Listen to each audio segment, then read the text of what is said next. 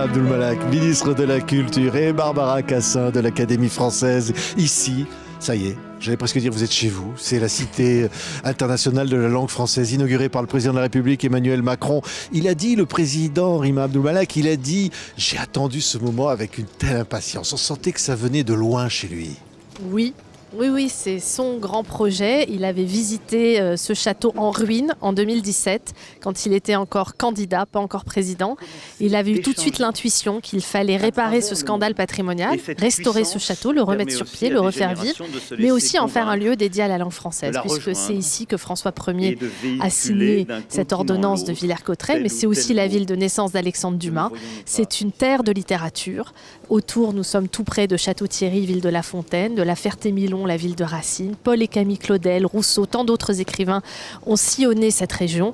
Donc pour toutes ces raisons, et aussi parce que c'est sa terre, le président étant né à Amiens, proche d'ici, cette Picardie qui lui est si chère, c'est ici qu'il a voulu implanter son grand projet. Mais moi aussi, j'ai attendu longtemps ce moment, ça fait des années que je travaille sur ce projet. On va en parler, parce que vous avez signé un texte très très personnel pour présenter cet événement. Mais il y a quelque chose de très personnel, c'est avoir Barbara Cassin à côté de vous. Et je sais, Madame la Ministre, que vous y teniez beaucoup. Oui, parce que sans Barbara Cassin, nous n'aurions pas aussi ce projet. Elle et d'autres personnalités qui ont contribué à écrire, penser, concevoir le parcours permanent que les visiteurs vont pouvoir visiter et qui donne tout le sens à ce projet. Oui, Barbara Cassin, c'est ça, c'est un parcours, c'est une cité, ça vit comme une ville quoi ici. Hein. Oui, c'est quelque chose de complètement ouvert. C'est absolument pas, comment dire, implanté dans une terre au sens où il y aurait une espèce de génie comme ça, dédié. Non, je disais, c'est pas une citadelle assiégée, c'est une ville ouverte. Et ça me paraît très très important. Ouais. Et le parcours que Barbara Cassin a conçu avec Xavier Nord, Zef Gourarié, Hassan Kouyaté, c'est véritablement un voyage. On passe d'une époque à une autre, d'un état du français à un autre, langue de l'amour, langue du théâtre, langue de la colère, langue aussi de la colonisation, ça n'est pas occulté dans le parcours, langue de l'État, de la nation, langue de la République, langue de l'Europe, etc., etc. Enfin, c'est tout ce travail qui a été fait merveilleusement par, entre autres par Barbara Cassin. Oui, c'est dire un lieu, et d'ailleurs la ministre le dit dans le texte, un lieu pour l'habiter, pour le faire vivre en fait. Oui, en fait, ce qu'il y a dans tout ce parcours, je crois que ce que ça respire, c'est l'amour de la langue et l'amour du français. Je crois que c'est vraiment ça qu'on a voulu, et l'amour du français pour tous, c'est-à-dire du collégien au président de la République. Voilà. Oui, et ça... Et c'est vrai que c'est important d'avoir comme ça. Alors évidemment, le président a parlé de l'éducation, de l'illettrisme, de la langue inclusive aussi, pour dire qu'il n'avait pas l'air d'aimer beaucoup. Hein. On a senti ça. Hein. Alors, ça dépend ce qu'on entend par écriture inclusive. La langue peut être inclusive, on peut dire mesdames et messieurs, les auteurs et les autrices, par exemple, c'est une manière de le dire. La langue inclusive à l'écrit, et ça, Barbara Cassin est la grande spécialiste en tant qu'académicienne, c'est différent parce qu'elle est très difficile à dire à l'oral, elle est difficile à lire aussi à l'écrit, et elle peut exclure tout un tas de personnes qui ont des difficultés de lecture ou qui sont dyslexiques ou malvoyants. Donc, il y a un besoin d'intelligibilité de la langue, de facilité de lecture. Donc l'écriture inclusive à l'écrit est tout de même très compliquée. Oui, Barbara Cassin. Lire l'écriture inclusive, c'est encore pire. Oui. C'est atroce. Oui, parce que j'ai déjà essayé. Oui. Non, mais puis c'est aussi la langue orale qui est célébrée ici. C'est tout. Hein. Oui. Mais ce que je veux dire, c'est qu'on peut inclure le féminin davantage dans notre langue de manière plus inventive que l'écriture inclusive. Il y a plein de possibilités pour le faire. Il y a des mots épicènes aussi, des mots, si on dit les membres du Parlement, on inclut les sénateurs, les sénatrices, les députés on inclut tout le monde. Donc il y a des manières de parler dans cette langue qui a toutes les inventions possibles pour inclure le féminin davantage. C'est ça que je veux dire, c'est qu'on n'est pas... Moi, je ne suis pas contre la féminisation de la langue davantage, que je suis pour plus de place et de visibilité aux femmes, y compris dans nos textes et dans notre littérature, mais de le faire en laissant la langue lisible. Oui, voilà. Oui. Et puis, la langue, elle se débrouille toujours toute seule. Oui. Donc on peut l'aider et la faire aller plutôt par là. Oui. Mais une langue, ça se débrouille. Oui. Et en plus, elle a une histoire. Donc il était par exemple normal au XVIe siècle, à l'époque où on a écrit Villers-Cotterêts, où Villers-Cotterêts a été signé par François Ier, c'était normal de mettre, lorsqu'il y avait plein de noms masculins et puis des noms féminins, de mettre les choses au féminin, de mettre les adjectifs au féminin. Oui, Pourquoi pas? oui, Ça s'est fait. Et alors, absolument. Et puis ce qui est important, c'est que le président rencontrait beaucoup d'enfants, de collégiens. Il a aussi souligné, évidemment, ce professeur tragiquement assassiné. Oui. C'est aussi ça, Villers-Cotterêts. C'est aussi la transmission. Oui, c'est un hommage à tous les professeurs qui transmettent cet amour de la langue, de la littérature. C'est un lieu pour eux aussi, pour la formation, pour des séminaires, pour la découverte de tel ou tel moment important de notre histoire, l'histoire de ce château, l'histoire de notre langue. Donc c'est un vrai pôle de ressources aussi pour l'éducation. Ouais. Pour ça que ça s'appelle Cité. Ouais. C'est magnifique d'ailleurs. Je trouve que l'intitulé est déjà très beau. Cité internationale de la langue française. Donc déjà que français soit accouplé à international dans une cité et pas dans un musée, c'est magnifique. Ouais, je voulais citer juste, Madame la Ministre, le texte que vous avez signé en présentant cet événement. Il y a des mots comme ça qui vont vous rappeler des choses. Par exemple, la librairie Antoine. Vous citez ce nom-là, vous citez l'école de Jambourg, et en fait vous racontez votre propre parcours, comment vous dites à un moment donné j'ai habité la langue, et au fond cette langue m'a guéri de la guerre, m'a guéri aussi du racisme que vous avez connu. Oui, il se trouve que je suis la première des ministres de la Culture à ne pas avoir le français comme langue maternelle. Donc je me suis permis ce texte très personnel dans la présentation du projet, parce que j'ai grandi, ma langue maternelle était l'arabe, j'ai grandi au Liban, mais j'ai appris le français à l'école Jamhour à Beyrouth. J'ai aimé le français dans les livres et notamment les magazines de Bayard à la librairie Antoine que je dévorais.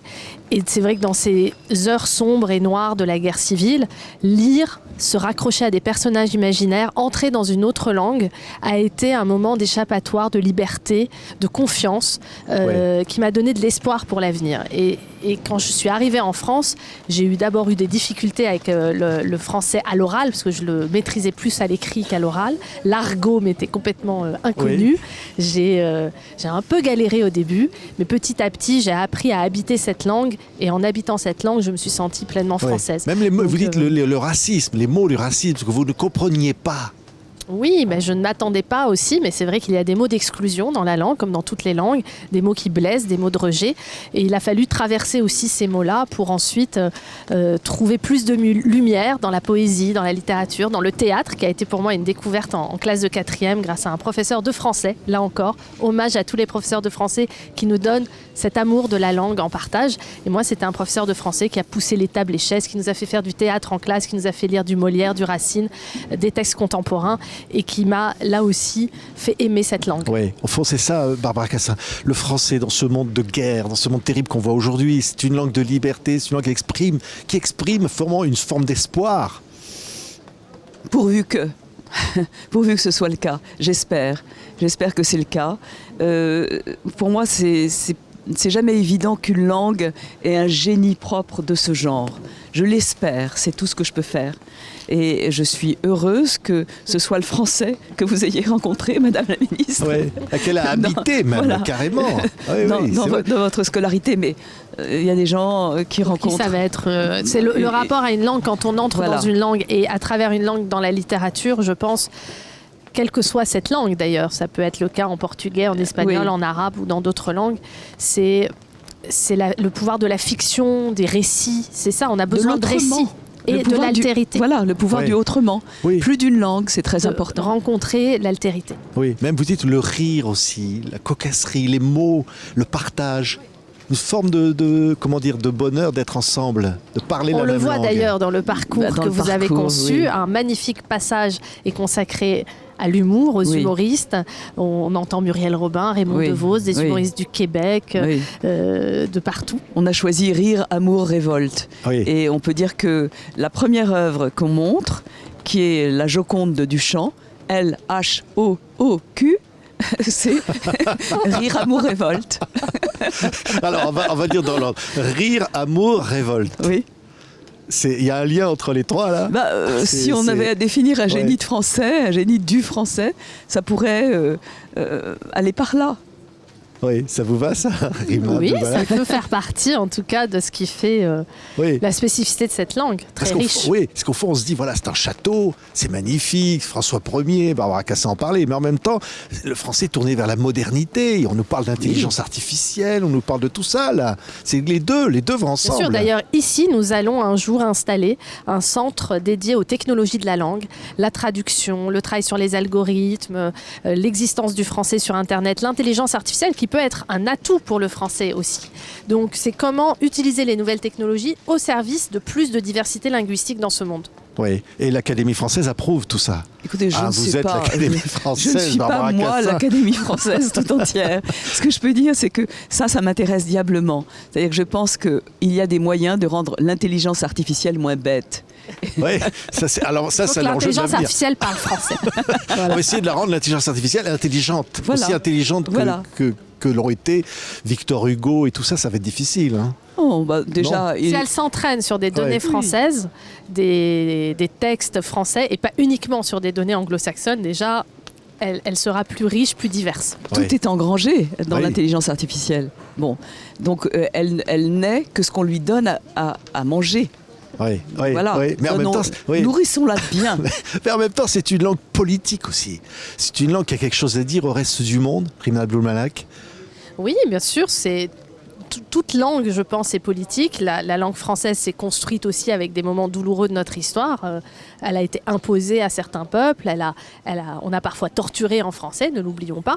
Donc c'est pas non plus une langue uniquement de valeurs positives toujours. Mais ce qui est fort avec la langue française, c'est que, y compris dans les pays qui ont connu la colonisation, la langue était le butin de guerre, comme disait Kateb Yassine, a été réutilisée pour l'émancipation, pour la décolonisation, pour les indépendances. Donc ça, en tout cas, de mon point de vue, ça reste une langue d'émancipation. Oui, Kamel Daoud, qui a été chargé par le président d'imaginer des traductions de textes pour le monde arabe, pour cet échange, ce partage. Ça, c'est vraiment très important aujourd'hui. Oui, je pense vraiment que plus on a accès à des récits différents, des points de vue différents, des langues différentes, plus on forge son esprit critique, plus on forge sa construction citoyenne, son émancipation.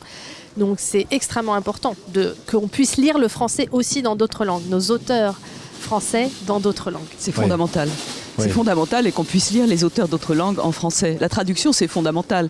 Bon, le président a rappelé cette phrase d'Umberto Eco, la langue de l'Europe, c'est la traduction, mais j'y crois fermement. Et je crois que ce qu'il y a d'intéressant dans la traduction, c'est ce qu'on a du mal à traduire.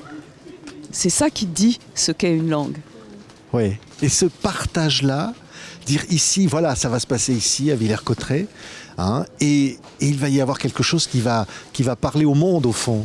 Quelque chose de vivant, qui va vivre. Et qui va accueillir le monde, puisque le français est aussi à elle seule une terre d'accueil, cette langue, et ce lieu le sera. C'est-à-dire qu'il y a 12 résidences d'artistes, donc on va pouvoir accueillir des écrivains, des chercheurs, des typographes, toutes sortes d'artistes qui vont venir ici travailler autour de la langue française, avec la langue française, pour la langue française, en trouvant refuge dans ce château, dans cet espace très inspirant. On ne verra pas tout, je pense, à votre image, mais il y a une forêt magnifique derrière nous, la forêt de Retz, qui a été classée forêt d'exception.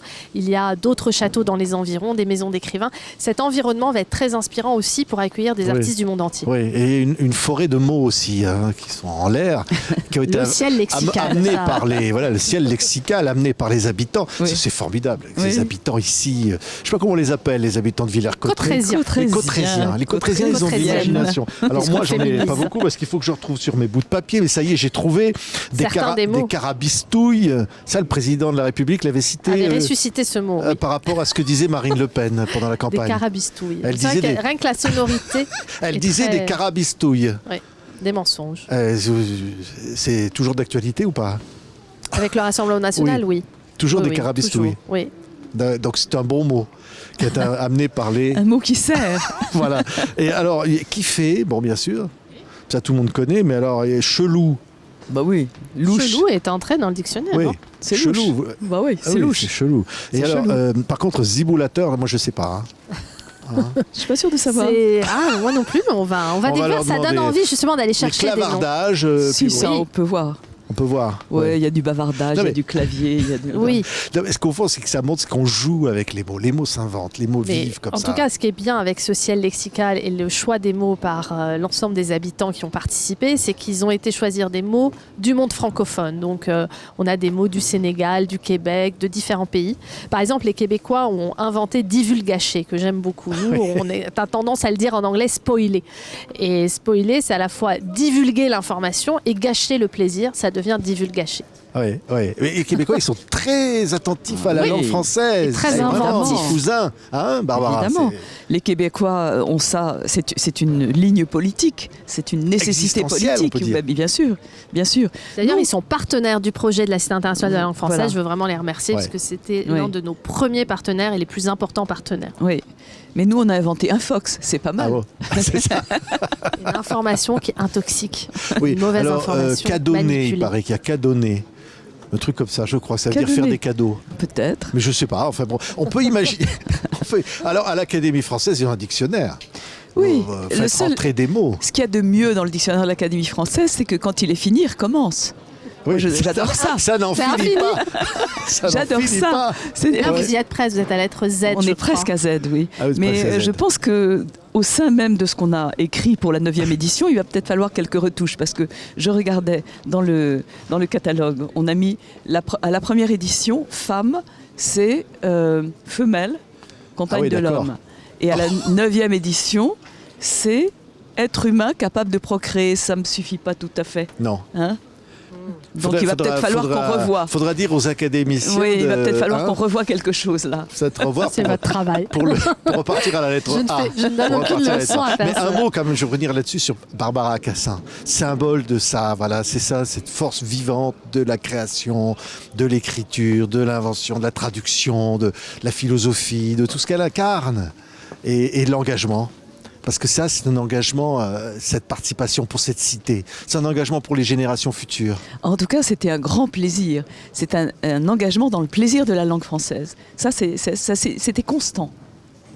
Ouais. Et Et donc, vraiment, je veux le dire à tous les visiteurs qui aimeraient venir, c'est un lieu joyeux, vivant. On peut jouer avec les mots. Il y a énormément de vidéos, de jeux interactifs. C'est absolument pas ennuyeux. Merci d'avoir créé un parcours aussi joyeux et vivant. Merci à toutes les deux. Je cite encore Rima Abdul-Malak dans ce fameux texte très personnel. Je trouve, je me suis réconcilié avec l'humanité par la poésie en classe de 4e qui ne m'a jamais quitté. La poésie. Vous avez quelqu'un à qui vous pensez particulièrement, un poète ou quelques mots, quelque chose? Ah, il y a énormément de poètes qui m'accompagnent tous les jours. Je pense qu'il faut que chacun lise au moins un poème par jour. Parce qu'on trouve toujours 30 secondes, 45 secondes pour lire un poème et ça illumine chaque journée. Vous y pensez des fois en politique? On dit il faut prendre de la hauteur, il faut... Oui, j'ai toujours plusieurs recueils de poésie sur mon bureau et il n'y a pas une journée sans lecture de poésie. Sinon, c'est une journée ratée. Oui. Et le président a montré ça aussi. C'est ça, et le président, depuis 2017, il a voulu ça. C'est qu'au fond, on se dit, voilà, il y a quelque chose de très profond. La politique et la littérature et le fondement, au fond. Tout Bien sûr, vient de c'est là. extrêmement lié et le président lui-même est un grand lecteur et on l'a vu dans son discours, son lien très personnel à cette langue, à cet imaginaire de la littérature, parce qu'on a besoin de ce pouvoir de l'imagination que les poètes et les écrivains nous donnent. Merci, toutes les deux. On va habiter cette cité-là, j'espère à l'année. bien. On va y rester. Venez, restez Ouais, et investissez là. merci. Et inventer dedans. Oui, Voilà, le message part dans le monde entier, là. Le monde tous les entier a francophones rendez-vous, du là. monde. Ouais. Vous êtes les bienvenus. Merci beaucoup Barbara Cassin, merci beaucoup Merci. Rima Abdul-Malak d'avoir été nos invités ici TV5 Monde pour l'inauguration de la Cité internationale de la langue française et où aura lieu le prochain sommet de la francophonie bientôt. En octobre 2024. Ouais, grand rendez-vous. Merci à Merci. toutes les deux. Merci à vous.